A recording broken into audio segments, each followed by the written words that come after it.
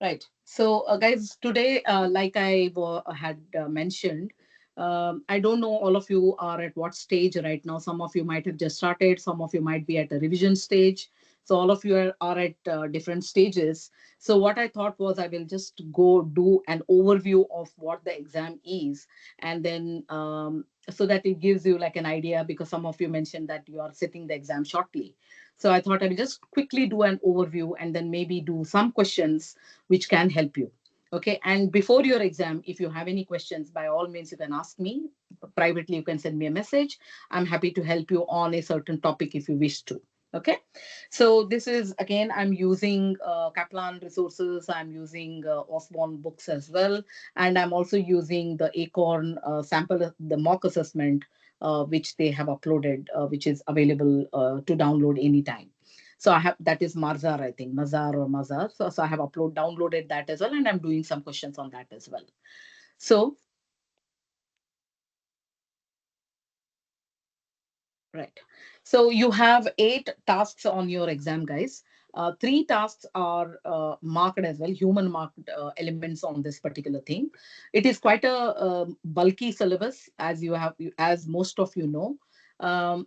Task one is about budgetary processes, responsibilities, and uncertainties, which is 12 marks. It is no human element in this. It is all automatic computer marked.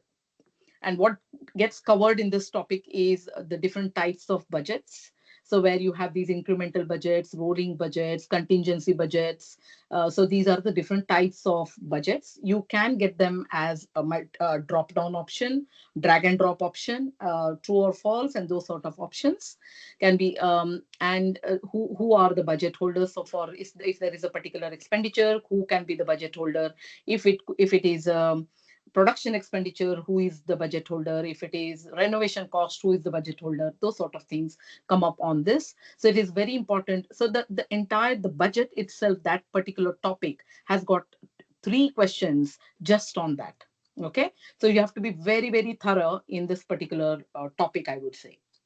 In and out of the budgets, you should know the calculation parts. You should be knowing the theory as well, zero based budgeting, incremental budgeting, because you could be asked as a written question on a different question, and you could be asked drag and drop on these kind of questions. So ideally, budgetary processes, responsibilities, and answers. So budgets is a quite a bulky, meaty topic, but you should know, read through properly. If you have not yet done it, go to the AAT website, check if there are any theory on the budget. So that is your task one. Okay. Task two is about budget preparation, evaluation, and revision. So what does this mean? So the topic, as the heading says, you may be asked to prepare a budget as it is based on the information given. Like whatever is the material, whatever is the labor, whatever is your overheads, and based on that you are asked to prepare a budget. So like a normal budget, you will be asked to prepare. You could get a cash budget, you could get a master budget, you could get a labor budget, material operating budget. So functional budgets, basically departmental budgets, could be asked as a budget preparation. Then there is an evaluation question, which very clearly is a written element. So evaluation is where you are going to evaluate the budget that is given to you, and you may have to analyze it, evaluate it based on certain assumptions. So the mock exams that they have given on the AAT website has got evaluation questions. So you could get evaluation questions based on certain assumptions. Okay, so you have to evaluate those assumptions, and that is how you would be writing that answer. Then the next one is the other element within this task two could be revising a budget. So let us say you are changing the technology, you are implementing a new software, or you are changing the technology, you are buying a new let us say you are buying a new machine, hoping that you are going to save some time, you are hoping to bring in efficiency, you are hoping to bring in some other elements, and you are revising the budget because of that reason. So the materials used before was 5,000 units, now it is going to be 4,000 units, something like that. So revising the budget. Or it could be wastage. So if there is a wastage in the production process, you are going to revise the budget. So all those things, anything to do with budgets, where there is a revision, where there is actual preparation, where there is, like I said, if it is evaluation, anything to do with the budgets, master budget, different functional budgets are all covered in this particular topic, and it is good 24 marks. Okay, I can do a session also on how to tackle just the written elements as well. If you are struggling with that, please do let me know, and I can do a session immediately. Not today, but then I can find some time, maybe even within this week. We will see if I can squeeze in some time. Tomorrow I'm in the college, day after tomorrow also. So let us see how it goes. And I can definitely try and help you with the written element where it says evaluation as well. Okay. Then the next one is task number 3 is a flexed budget. Now, can you see again the budget question? So task number 1 was budget, 2 was budget, third one is also budget. But this question is a combination of flex budget and standard costing, and it carries 18 marks. Okay, so you could either get a flex budget or a standard costing question. So standard costing question again is, we are going to do one standard costing question here where you have to find out the variances. That is on my agenda today. So we will be looking at that today. Flex budget, you have done that in the past. So you have done that in level 3 as well. So flex budget and standard costing, you could get either of them or half and half, but it is based on those two topics. Task number 4 is costing systems to aid control. So control, if you want to control, what are the different costing systems that you have to remember? So there is something called as target costing. So you target the cost and then you work accordingly. There is something called as a cost gap. So just like we have target profit in level 3, we had a target profit. We target the profit and we work towards achieving that target profit. Here it is target costing. So what is target costing? Target costing is you want a certain cost based on certain elements. You want the cost that you want the cost at a certain target, and whether you can achieve it or not. And that is that if there is a gap, it is called as the cost gap. And then you have to identify the cost gap. What could be the reason? And that is where there is something called as value added or value engineering will come into place.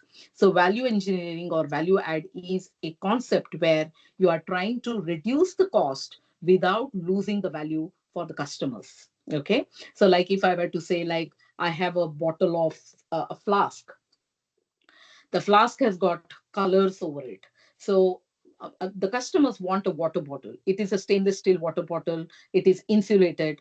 The customers want that. The customers don't care whether it is decorated with a blue color. Yes, it is good, but then if people are not ready to pay me that much, or if it is proving out to be expensive to me as a manufacturer, I will try to see where I can cut the cost and reduce that cost gap. Okay. And instead of offering different colors, I can just keep them as stainless steel. That will reduce my cost. So value engineering comes into place. So that value engineering also, you can get like 1 or 2 lines on that, or on the fill in the blanks, or those sort of things. Okay. Then the next one is the ABC costing, which is the activity based costing. So activity based costing is, we all know the costing is based on the overheads. Especially the overheads are distributed on the basis of the activities, not on the basis of just randomly hourly basis, or just on the machine hour basis, or the labor hour basis, or the product basis. No, we do them as per the activity, because activity based costing is more appropriate way to to distribute the cost, because it depends on the activity, like software testing, inspections. Some of the products may take more inspections, some of the products take more testing, whereas the other, if there are two products A and B, one product can take more testing, whereas the other product does not take testing at all. So why should the product which does not take testing, why should they bear any cost? So ABC costing is based on the cost drivers, the cost pool, and it is based on that. So that is ABC costing. Then there is absorption costing. Absorption costing could be again like full cost. It is based on the overheads are based on machine hours, or it could be based on labor hours, or it could be based on the unit cost. Okay, so this is costing system to aid control. So these are the three different types that you could get here as target costing, ABC costing, absorption costing. All right. Then, and it is for 20 marks, guys. All right. So you could get a combination of this, you could get ABC costing, or you could also get, so the next one is a decision making technique. Decision making technique is very important. Now again, there is a difference between a short term decision making and a long term decision making. So both these concepts will be tested in your exam. Short term decision making are more so for a short term. Short term is like in within 1 year, whether I want to continue a product or not. The product is not making enough profits. So let us say we have a bakery section. The bakery, in the bakery, let us say there are uh, different kinds of rolls that the bakery is producing. Let us take an example of Sainsbury's. And the Sainsbury's is manufacturing different kinds of these baked items, or I would say buns or rolls or whatever. One of them is not doing very well. So they want to basically scrap that product. They want to discontinue. So in that case, they can whether to discontinue or whether to continue. That is a short term decision. Then whether limiting factor analysis, that is a short term decision making. What is limiting factor analysis? We all know what is, I'm assuming. Limiting factor analysis is where you are trying to manufacture three different products, and one of the products, so let us say you are trying to manufacture three different products, and they all need material, they all need labor, they all need overheads and different resources. So maybe the material is not available enough. So then they have to make a decision what product to maximize, what product to manufacture so that it gives them maximum contribution. So when I say short-term decision making, contribution plays a very important role because fixed costs are fixed in long term. So it does not matter. Contribution is what makes a huge difference. So all these short-term decision making techniques rely heavily on the contribution. What is contribution? Sales minus the variable cost. That is the contribution. So it is really very important to focus on those things, okay, on the contribution. So limiting factor analysis is based on the contribution, three different products, ranking, and then deciding which one to produce more. Make or buy decision is very apt when you are trying to either manufacture them in house or whether you want to buy them outside. It is like offering, it is like hiring an accountant within the office or within the company, or to just outsource the job to somewhere outside if you're getting it cheaper. Okay, so it is make or buy decision. Then using linear regression when there are one or more limiting factors. This can be asked in a different question, but this is a decision making technique because if there are one or more limiting factors, it is a linear regression. So linear regression is basically using the simultaneous linear programming is basically using the simultaneous equations. You have to produce two equations to you have to do two equations so that you can do the optimal production plan so that then you can maximize the contribution. Again, I'm not able to cover this particular topic today, but then, like I said, if you want it, I can definitely look at it. Okay, please let me know. Then long-term decision making. Long-term decision making has 14 marks in it. So the four questions that come up on the exam is usually payback period, uh, net present value, internal rate of return, average rate of return. So these are the four long-term decision-making techniques. Payback period is as simple as if I've invested some money, within how many years my cash flow is going to become positive.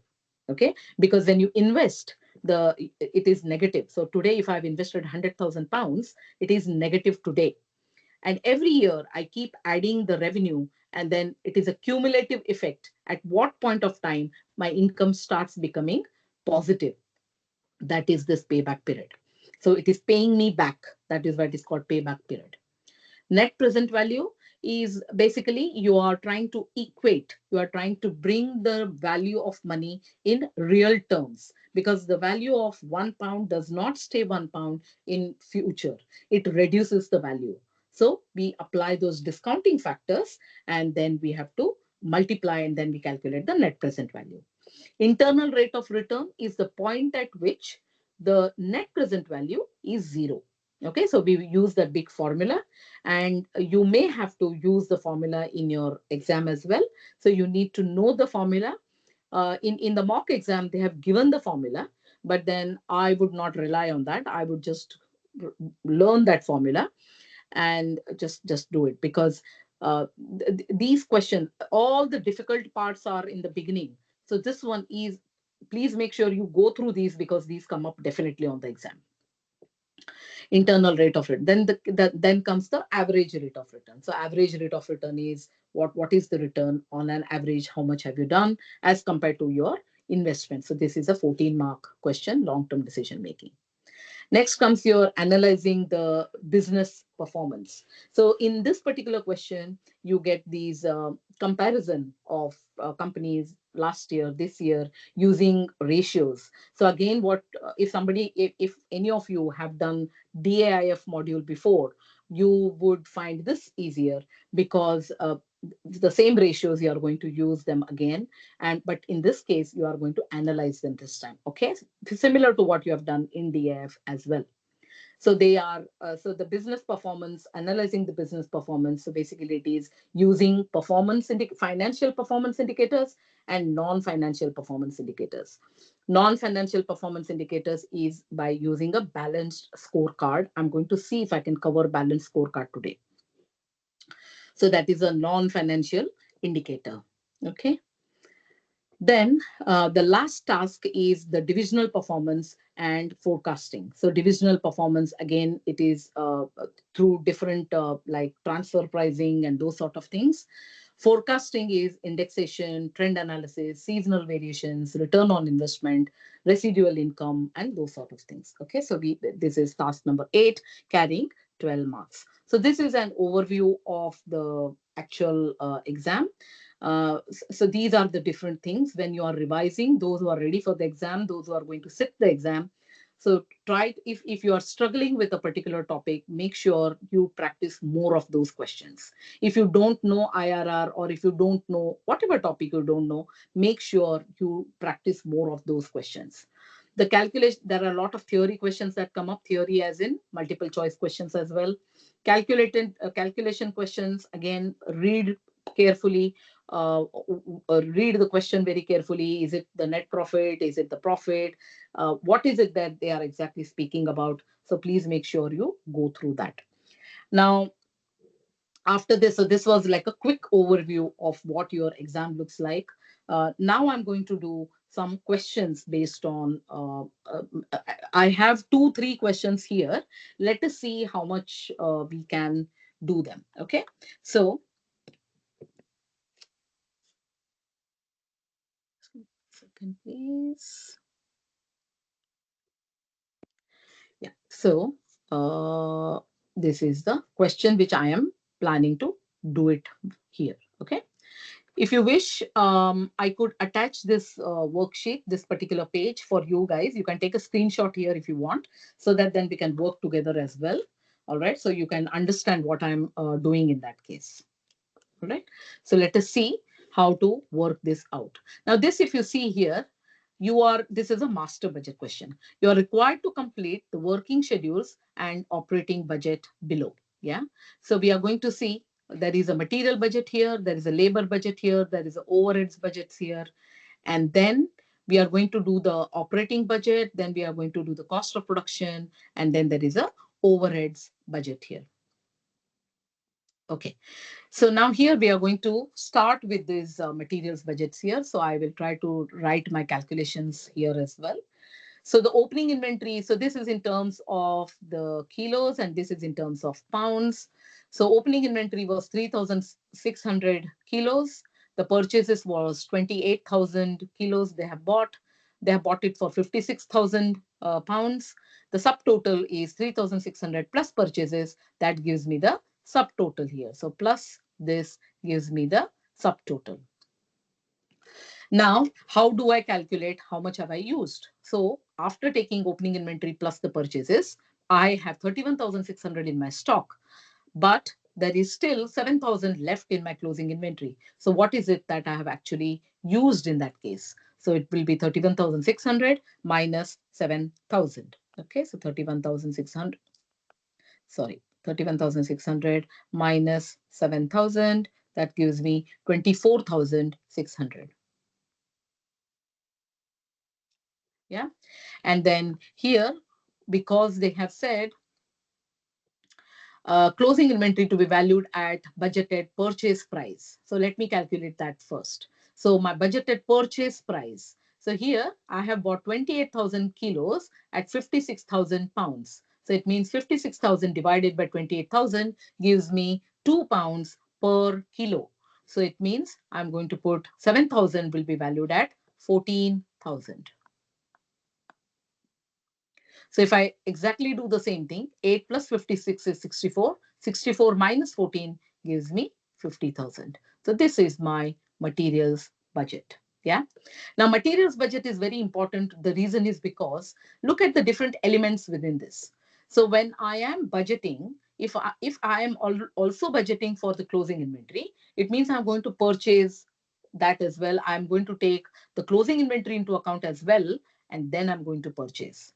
That does not mean I've used up the whole thing. So my subtotal is here because I have kept, so I had the opening inventory from before. I purchased some more stock. So it means at one point of time, I have 31,600 kilos of raw material sitting in my warehouse. But I also have decided that is a pre-plan, that is a budgeted closing inventory because I don't want to fall short of my stock last minute. So the management has decided to keep 7,000 as the closing inventory. So if they have decided to keep that as the closing inventory, then 7,000 is what is factored into that as well. So 31,600, when they factored these purchases, they would have factored the closing inventory as well, thinking that when you go and buy some milk, you would say that, oh, next week I don't have the time to buy. So let me just buy some more eggs and let me buy some more grocery and put it in the fridge so that I don't have to go to the shop. So that is your closing inventory. Okay. So my closing inventory is 7,000 and it is going to be valued at 14,000 because of this, because they have said closing inventory is to be valued at the budgeted purchase price. Now moving to the labor hours. Okay, let us move to the labor hours. Now everything is now going to be dependent on a lot of things here. So let me see, operating budget, opening inventory, finished goods. Yeah, that's fine.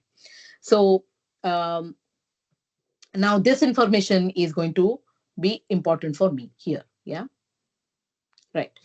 Basic time at 16 per hour. Right. For me, this at, when they say at 16 per hour, it means I need that information to fill it for the pounds column. So for hours, I need, okay, that's fine. How many hours are they working? It takes 6 minutes to make each item. Six staff work 500 basic hours each, right? So right now, they are not asking me units. They have not told me anything like that. They are just asking me basic time at 16 per hour. Six staff are working at 500 hour basic hours. So it means 6 times 500, making it 3,000 hours. So people are working for 3,000 hours. Now, if 3,000 hours they are working at 16 per hour, it means I'm going to spend 48,000 pounds on the labor cost. Overtime. Now, let us say, do we need overtime at all? Let us see. So, is there any other information given on the overtime? Overtime, is there any information? Let me see if there is any overtime information. Have I missed any information? No.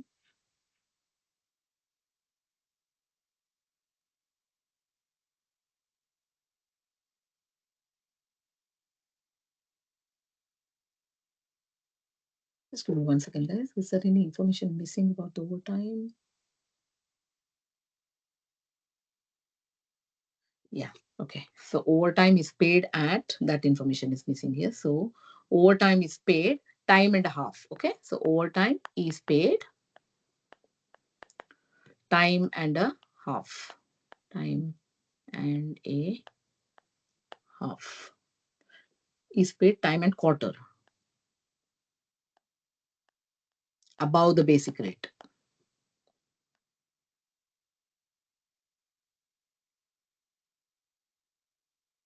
So first let us see, do we need any overtime? Okay, let us have a look at that. So it is taking 6 minutes to make each item. Um, is there any other information that is missing? Okay, right. All right, let us calculate that now. Okay, so purchase that sales revenue, number of units made are 34,000. Sales revenue, cost of production, cost of goods sold, overhead. Yeah, okay. I'm calculating it here and then I'm showing it to you there. Okay, so once I calculate, I will. So 6 times 500 is 30,000.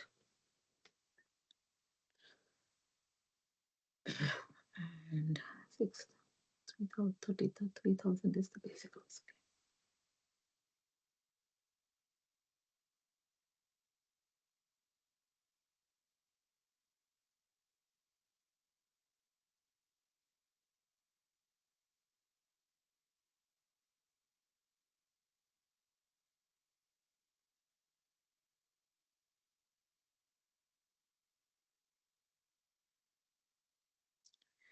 Oh, yeah. So it takes 6 minutes to make each item. So six staff work, 500 basic hours each. Overtime is paid, time and quarter.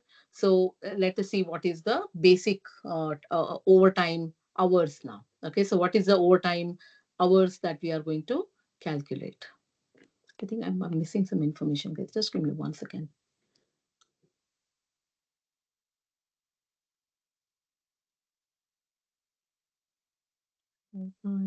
Minutes are produced.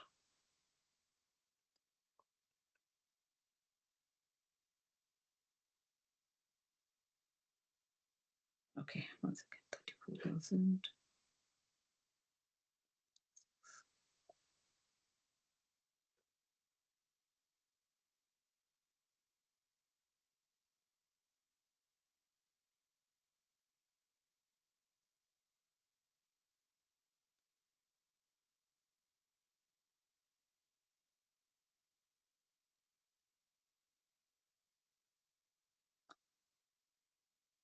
I think I missed some information, guys. I think. Okay, so somewhere I have missed that information. While pasting this information, I've missed that information. That's why I'm not able to figure out where that information is. The question, I have missed some information somewhere. Um, Sales revenue. Can I finish this in the meantime? Sales revenue is operating budget 34,000, opening inventory, cost of production, labor, overheads. Variable is 8. Operating profit.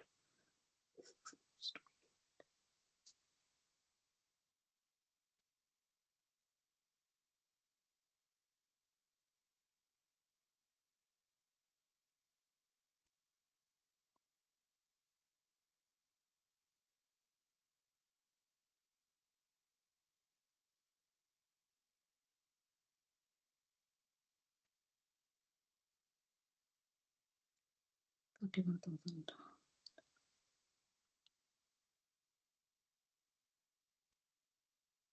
36,000. Yeah, yeah, yeah.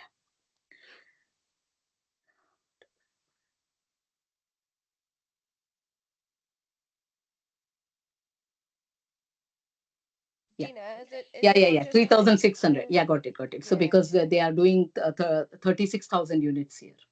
34,000. Yeah, 34,000 units they are doing. So that is why we are falling short. So they are doing 3,000 units.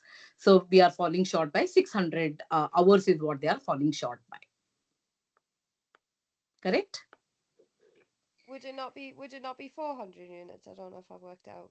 No, no, no. So 400 here, hours. if no, it would be 600 because they are doing so the cost of production. So they are producing 36,000. So if it takes 6 minutes to make each item, isn't it? So if I were to do They're only making 34,000. It says sales no, revenue of that is the sales. £10.50 at 34,000. It is sales. They are making the sales is 34,000 units, but how much are they producing? So that is because the labor is still producing that, isn't it?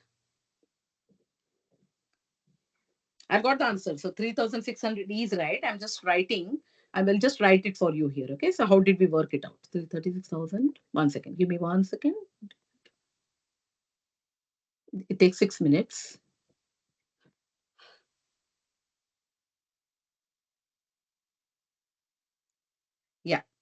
So the way you get is, so you don't look at, because it is production, isn't it? When you look at the production, I was assuming that somewhere they have given here, but they have not given it here. So I'm going to pick that from here. So they have said here the production is 36,000 units here. So 36,000 units, if they are manufacturing 36,000 units, each unit takes 6 minutes. So it is going to be times 6. And because it is in minutes, you divide that by 60. That comes to 200 and so basically, this whole thing comes to 236,000 times 6 comes to 216,000, divided by 60 comes to 3,600. So they need 3,600 hours totally. So they have 3,000 hours. So it takes them 600 overtime. So the total would be 3,600 hours. Okay, don't look at the sales, because the sales is 34,000. So there is a closing stock there. Okay, they could not sell everything. So that is why the production is what we are looking at, if because they would have used the labor to manufacture. Okay, so 600 is what they are looking at. Now, how much are we paying them? One and a quarter of the basic rate. So how much is that going to be? So 600, so the full price is 16, isn't it? So how much is that going to be?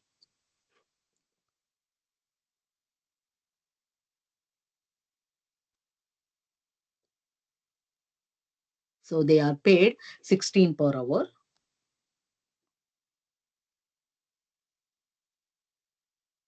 So they will be paying 20 pounds. So because it is one and a quarter, so they will be paying, instead of 16 per hour, they will be paying 20 pounds per hour. So for 600 hours, they will end up paying 12,000 pounds. Okay, so you would do 16 times 1.25, because one is 100% plus 25%. So uh, uh, so yeah, so that information, I think, when I was because I could not fit everything on one page, so I had to snip it.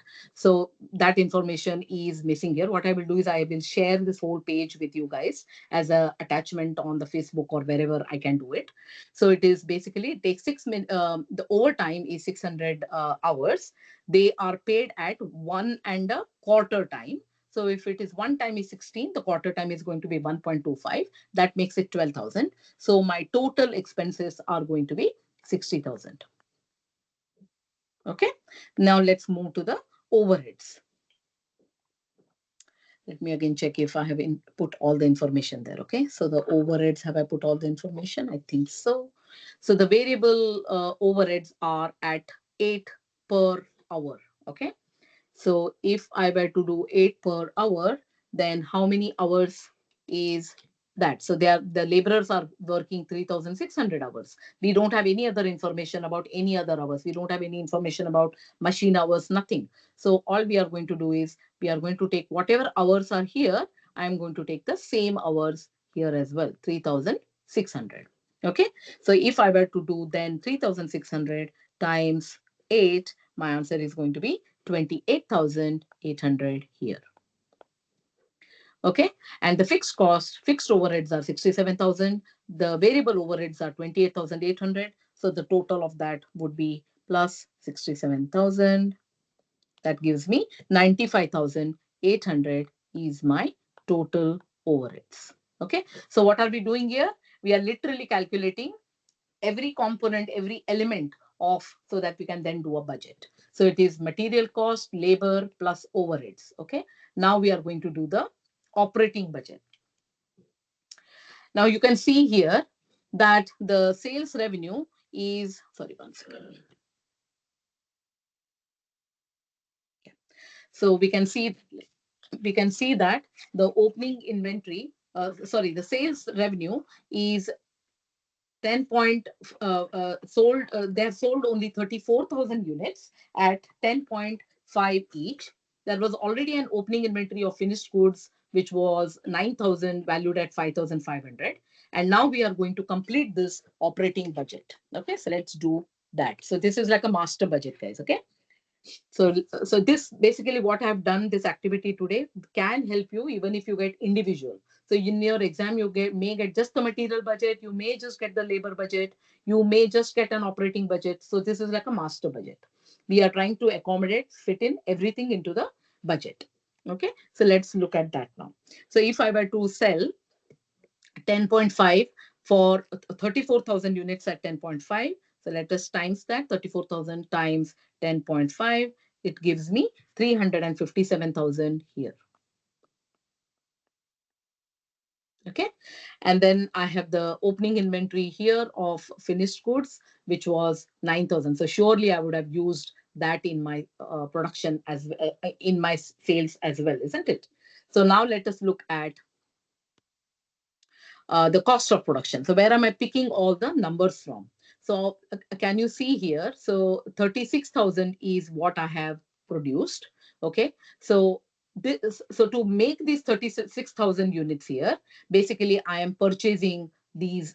This is my material budget, which I have done to manufacture 36,000 units. So my material budget, how much am I going to purchase? What is the cost of my materials? So here we have seen here, guys, used. So only pick what I have used here. Okay. Don't take the purchases. Take what I have used because I've used that quantity in the process of production. All right. Do not make the mistake of picking the purchases figure here. Purchases is different. So this is, we are preparing an operating budget. We are particularly calculating the cost of production. Remember, when we do the cost of production, whatever I have produced, what have I spent for producing, that is what I'm going to take. So here, what have I? It is 50,000 materials. Labor is whatever from here. I'm taking 60,000 here. My labor is going to be from here, which is 95,800. So my total is 50 plus 60 is 110 plus 95, making it 205,800. Okay. So this is my cost of production. Now, there was an opening inventory of 9,000. This was the cost. This was my sales revenue. Now I'm going to calculate the closing inventory of finished products. They have said here valued at budgeted production cost per unit. Okay. So what was the production cost? Cost of production was 205,800. Yeah. So the closing inventory is going to be valued at the budgeted production cost per unit. So let's do that. So, uh, sorry, I'm using my calculator on my desk here.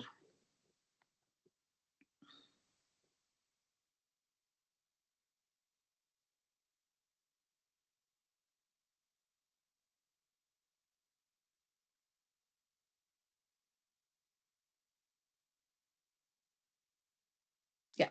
So your total cost of production is 205,800. Okay. So how do I get to this? What is the valued at budgeted production cost per unit? So my total production cost is 205,800. So if I were to highlight that 205,800, so it makes it 205,800. You divide that by the number of units you have manufactured, 36,000. That will give you the per unit cost, which comes to 5.716666. So I have left it as it is on the calculator. And then I multiply that to the finished goods, which is 11,000. That gives me 62,883.33. So I have, because it is a mathematically rounding, I've just made it 62,883. Now comes our cost of goods. Cost of goods sold, we always do opening inventory plus purchases, which is here, which we are doing production, minus the closing inventory gives us the cost of goods sold. So let us do that. Now, so the opening inventory was 5,500 plus 800 minus, making it 148,417. So how did we do the cost of goods sold?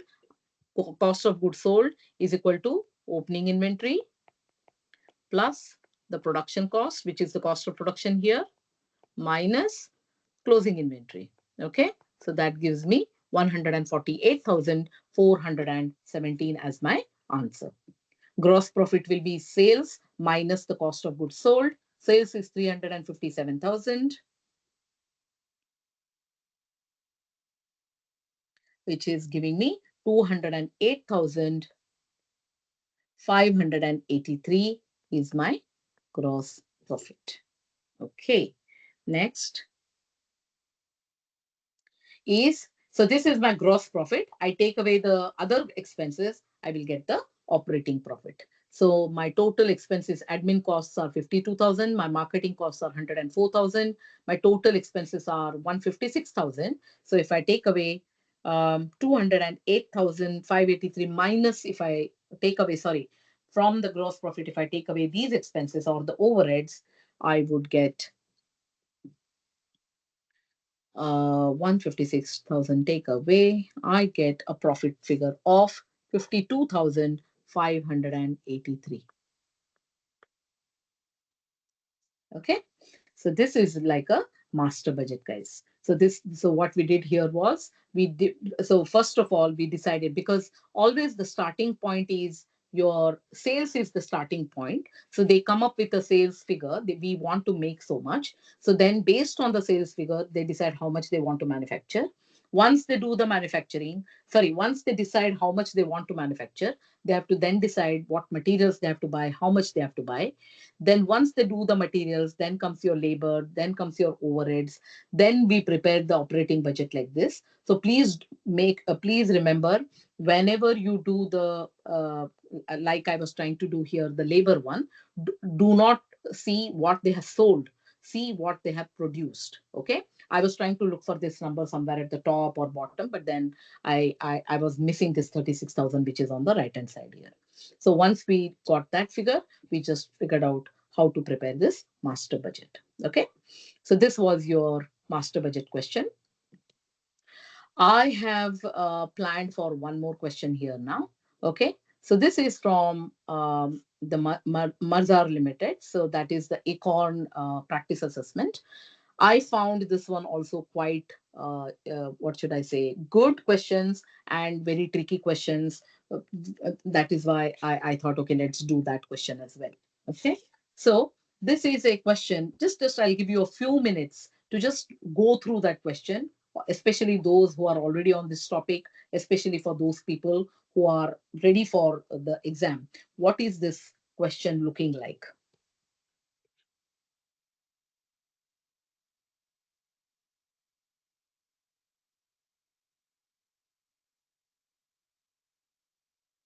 Okay, let's look at this question.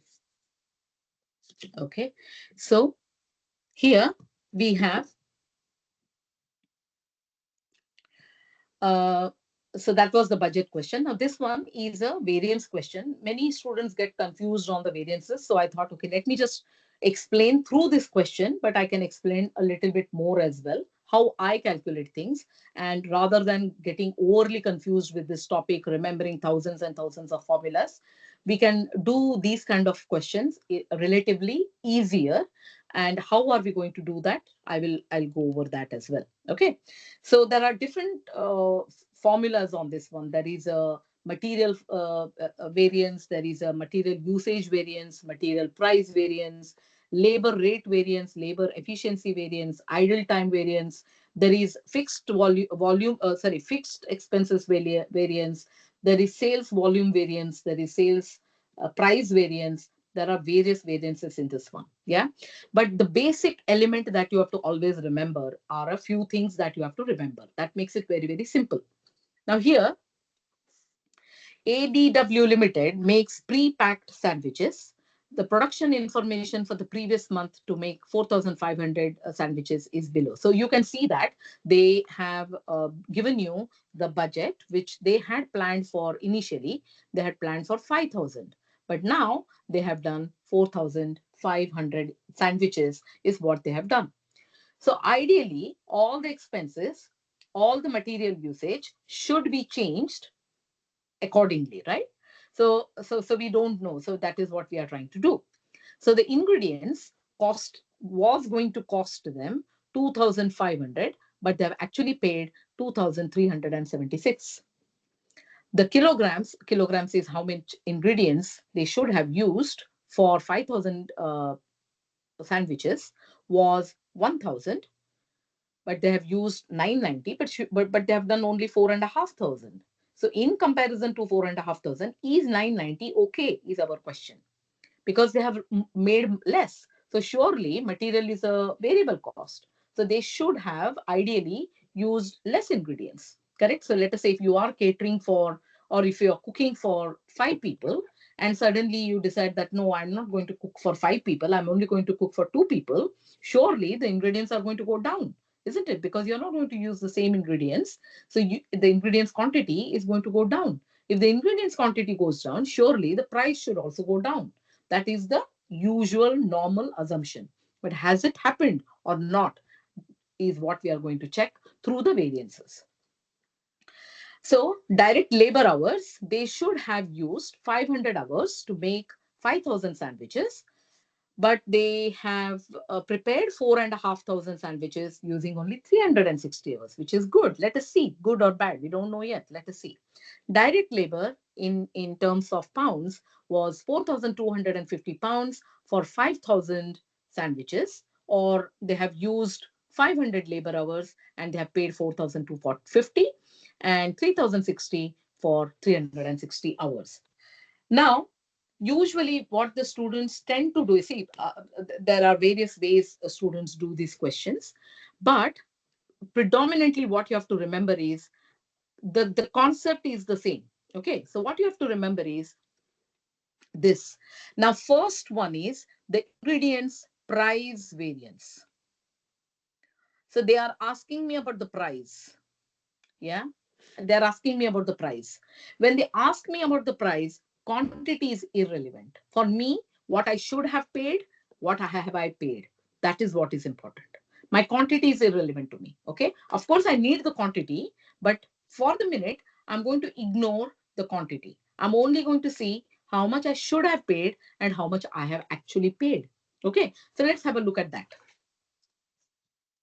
So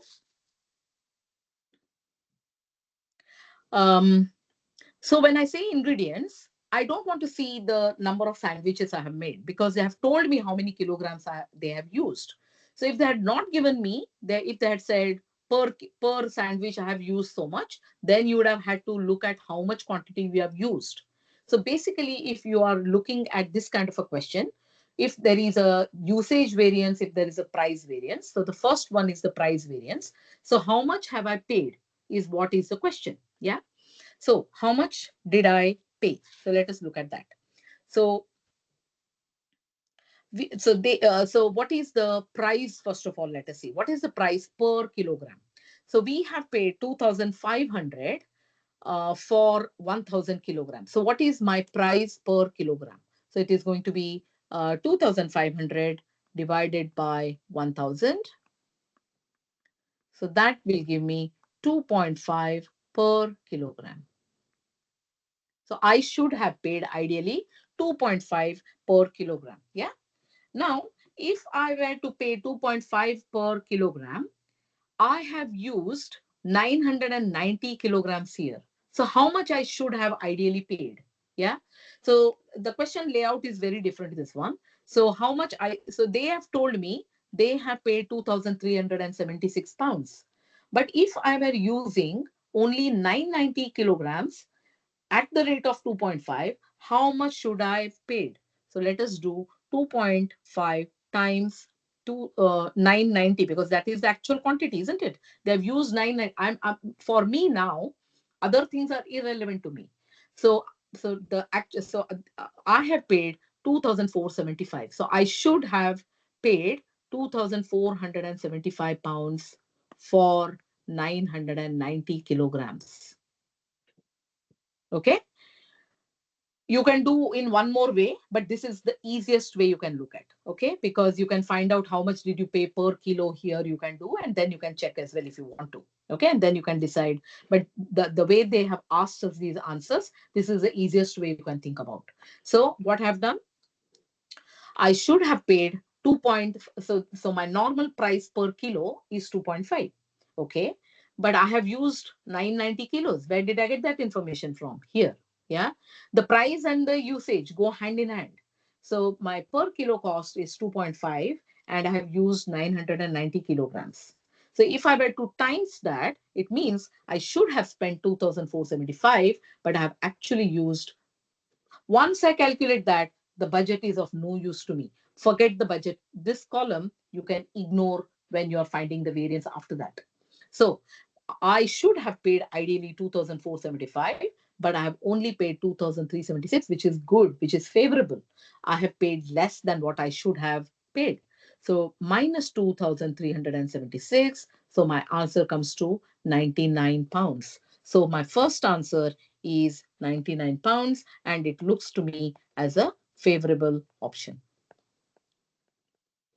Okay. So when you are doing the price variance, I am looking at the price, what I should have paid against what have I paid.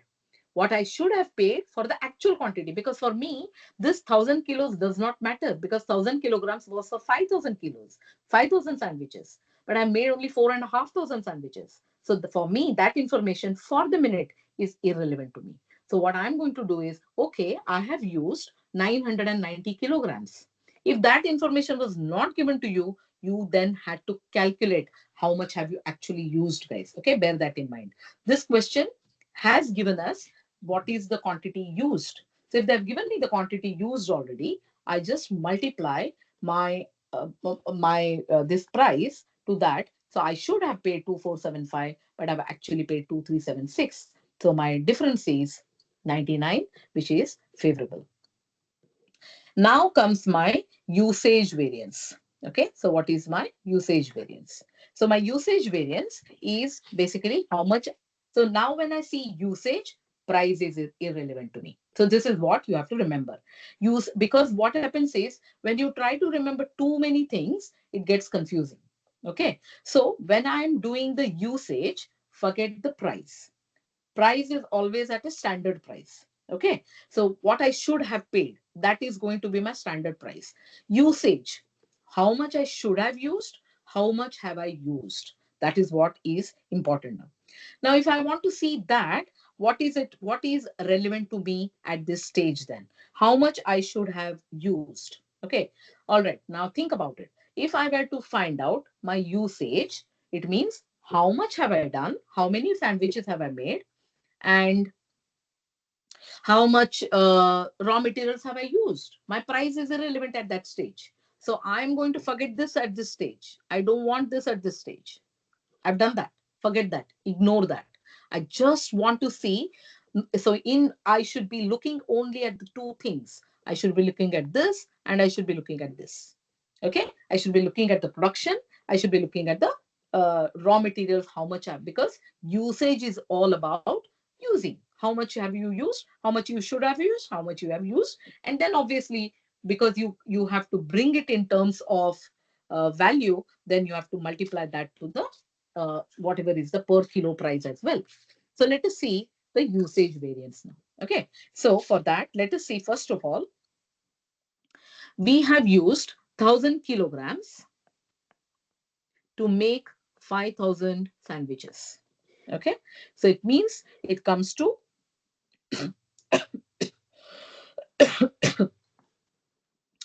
0.2 kilograms per sandwich. I should have used 0.2 kilograms per sandwich. Okay. If I were using 0.2 kilograms per sandwich, I have made 4,500 sandwiches. So how much I should have used then? So I think I should have then used 900 kilograms, isn't it? Because it is 0.2 kilograms and I'm making 4,500 sandwiches. So if that is the case, I should have used only 900 kgs. Yeah, but I've used 990 kilos here. So already you know the answer that it is adverse, but it is only in kgs as of now. So what I do, I times it by the price later on. First, I sort my quantity. What is the variance in the quantity? Because price is constant. Price is just the standard price because it is a usage variance. Forget the price. So my difference is 90 kilograms because I should have ideally used only 900 kilos, but I've used 990 kilos. So what do I do now? My 90 kilos is my variance, which I know is adverse because I've used more. Now, what do I multiply that? Because I need it in terms of value of money, isn't it? I need that value. This is a kg, but I can't find a variance. Yes, I know I've used more in terms of, but the budget does not just um, depend on the kilos or the liters or all of that. I need it to be converted in terms of value. So when I multiply that to my per kilo price, which is here 2.5 per kilo, which I've already calculated. If I multiply that, whatever answer I get, that is going to be my usage variance. So 90 times 2.5 makes it 225 pounds. So 225, we know that it is adverse because they have used up more. So this is going to be adverse. Okay. Next one comes is your direct labor rate. Again, guys, same concept, same way you would think. All right. So now, if you want to do a screenshot of this, please do a screenshot because I'm going to get rid of that working here. Um, where is is this?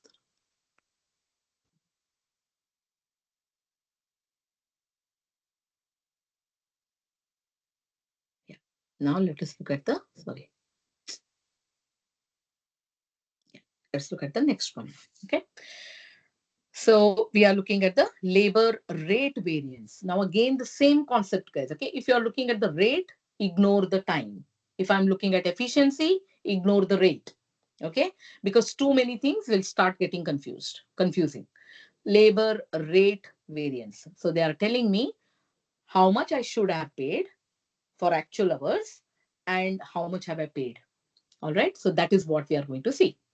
So labor rate variance. Now let us look at the labor rate variance. That is my calculation. Yeah. So let us look at the labor rate variance. How do I know what have they paid? So first of all, let us see what have they done here. Yeah. So how many hours they should have? So sorry. So labor rate, isn't it? Okay. So let's look at the rate here. So they should have, where is my rate? Where is my rate? So the labor hour is here is 4,250. Okay. So they should have, so what is my standard rate per hour? Let us see. So they have paid 4,250 divided by 500 because that is going to give me my per hour rate. So 4,250 divided by the number of hours they have used. So what is my per hour rate? So let us do that first. So 4,250 divided by 500 gives me 8.5 per hour. So if I were to pay them 8.5 per hour, then if I were to compare that to the actual number of hours, which comes to 360, how much I should have paid? So 8 times 8.5 times 360 hours, which they have worked. Let us see how much that comes to multiplied by 360. 3060, bang on. So no variance at all. So it comes to 3060. They have exactly paid 3060. It means there is no variance. Okay. So rate, they have not paid anything more. Whatever they had budgeted, they have paid. Okay. So zero. So there is no variance. So this is the answer for this. Yeah.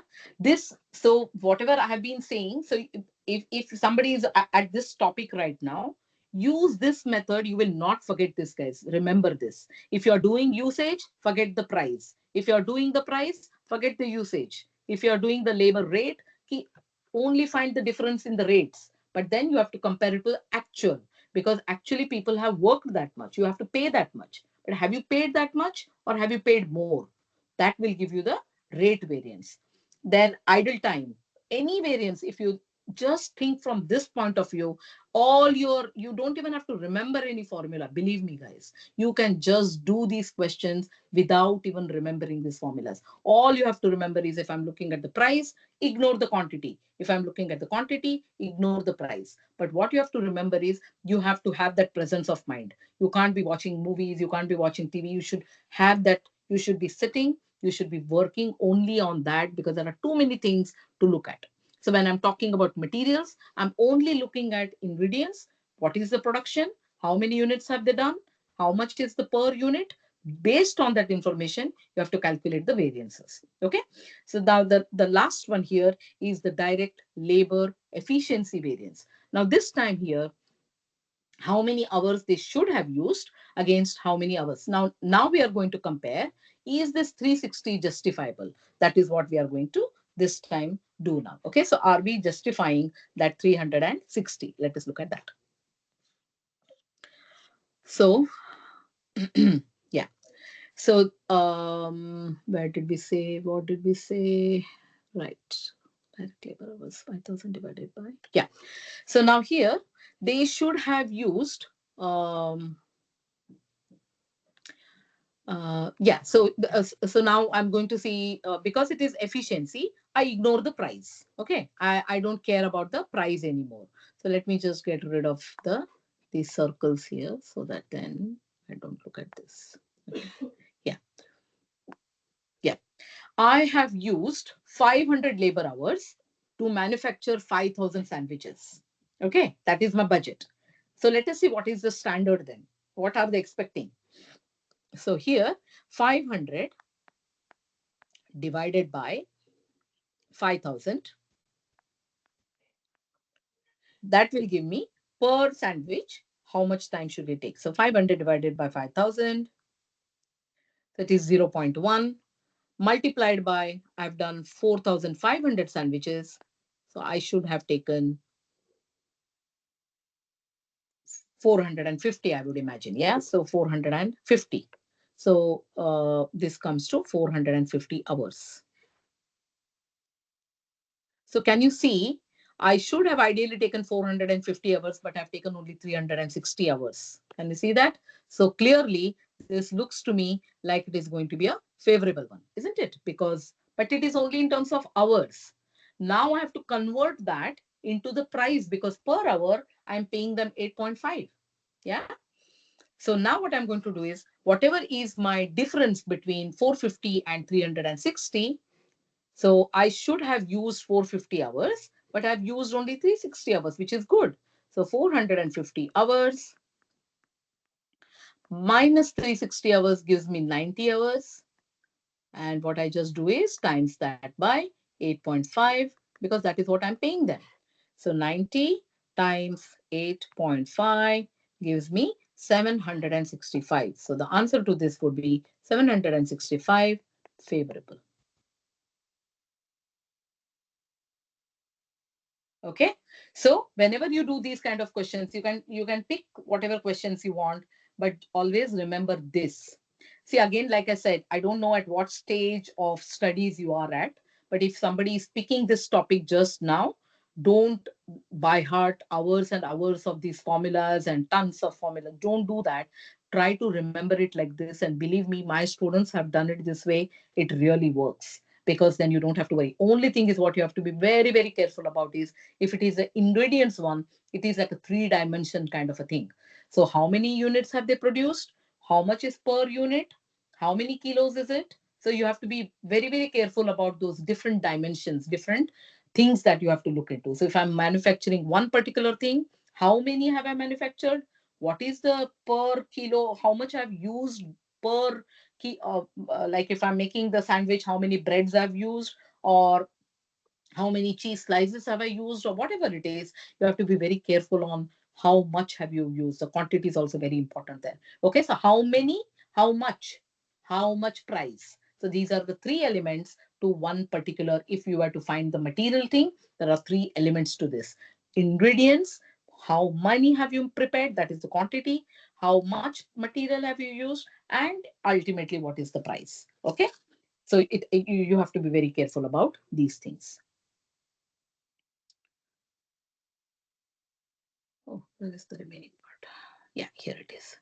Identify the most likely cause of each variance calculated in part A above. A potential reason for the ingredient price variance could be. So what could be the potential reason for the price variance? So typically, guys, the price variance could have been So this is a favorable one, isn't it? So they are linking it to this. So they are asking us what could be the reason for a favorable price variance. Okay. So, and they are not asking you a generic answer, they are asking you to link it to that particular thing. So, what is the reason for the price variance? They are asking you. Seasonal changes in demand? I don't think so. Unexpected price rise? No, but it is a favorable. So, that can't be the case. Shortage of sandwich ingredients? No, that can't be possible. Lower quality of sandwich ingredients purchased is a possibility because we have got a favorable one. Okay, favorable price variance. Next one is potential reason for the ingredients usage variance could be. So what was usage variance here? Usage variance was adverse, isn't it? So I have used more.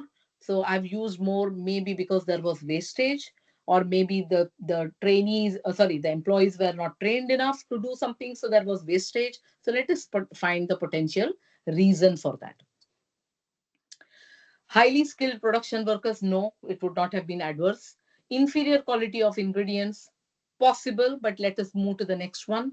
Unexpected pay rise would have given you the labor rate variance. Shortage of sandwich ingredients, no, because that would not have led to anything different. So the quality of ingredients is not very great. That is why there is a usage variance. So maybe because there was no wastage, I would link it to this. If there was another option of wastage, I would have possibly picked that as well. Okay. A potential reason for the direct labor efficiency variance could be because of what? So, what is my labor efficiency variance? My labor efficiency variance is very good. It is favorable, 765. So, what could have been the reason? When is a labor efficiency? It means people are efficient. So, maybe you are using highly skilled labor, or the machines you're making with is good. So the options here are unreliable machinery would not have given you a favorable variance. Unexpected pay rise would have given you an adverse variance. Highly skilled production workers used to make sandwiches. Next one is shortage of production. So from the looks of all these answers, surely it is going to be the skilled workers, isn't it? Highly skilled workers, and that is why there is a uh, positive or a favorable variance. Okay, so these are the two things which I have covered. Okay, let me see if I have put the balance scorecard as well on this. I think I added the balance. This is the final thing which I want to. I hope you really got those topics. Again, obviously, we have scarcity of time here, shortage of time, so we cannot do much. Um, this is another thing which I was just going to explain. What are the non-financial performance indicators? It is called as a balanced scorecard. Okay, so this one, students tend to miss this for whatever reason. So I don't know if I've opened one of the documents. I had opened it. I don't think we are able to cover that. So there is a so the non-financial performance indicators and the performance indicators. Financial performance indicators are these different ratios, like the net profit ratio, the gearing ratio, the return on capital employed. Uh, They are performance indicators. But then there are a lot of non-performance indicators as well, which will determine how the company is functioning. Okay, so it will depend on that as well. So what are the other non-financial performance indicators? Surely financial perspective is important. So like average spend per customer, so it is not directly related but indirectly related. So how much are you spending on advertisements? How much is the so like let us say somebody like let us say I'm manufacturing something, or let us say when you're watching a football match at 9 o'clock, or there is a prime 9 o'clock is the prime time on the television, you're sitting and watching. So the advertisements are premium at that point of time, at that stage. So 9 o'clock, if somebody is putting an ad at 9 o'clock, it means, okay, I have spent so much money. Am I getting returns for that? How much return am I getting? So what is the average amount spent per customer or per ad or per advertisement as a result of that advertisement or promotion? How many customers have I got? Okay, so that is, though it is financial, but it is indirectly financial.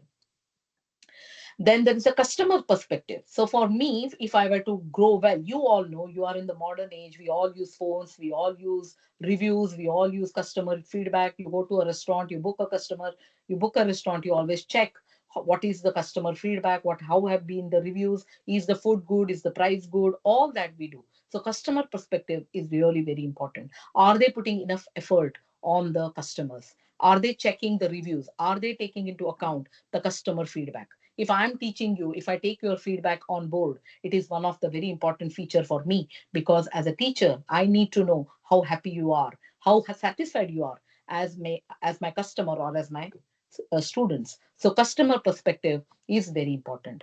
Okay, so if they give you like some scenario and they ask you to identify the using a balanced scorecard, then you'll have to take pick these 4 points: from the financial perspective, from the customer perspective, from the internal business process. So have they adapted anything different technology? Are they trying to update any websites? Are they trying to bring in any new machines or any internal processes or any control mechanism? Are they trying to put anything like that?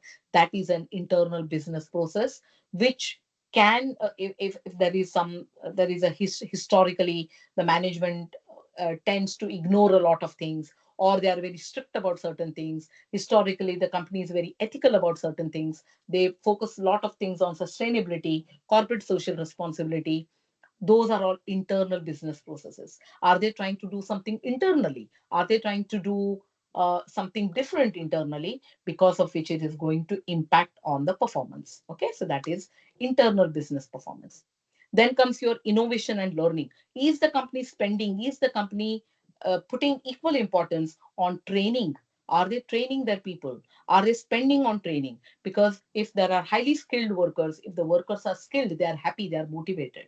So are they putting enough effort on the training?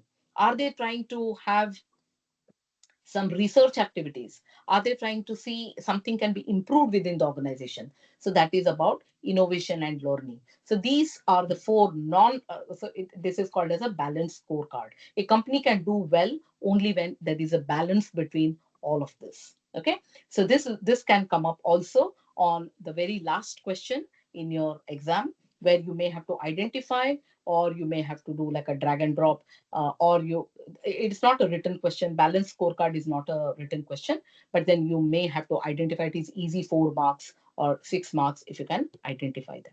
Okay, so with this we will end today's session, and we can stop recording the lesson as well.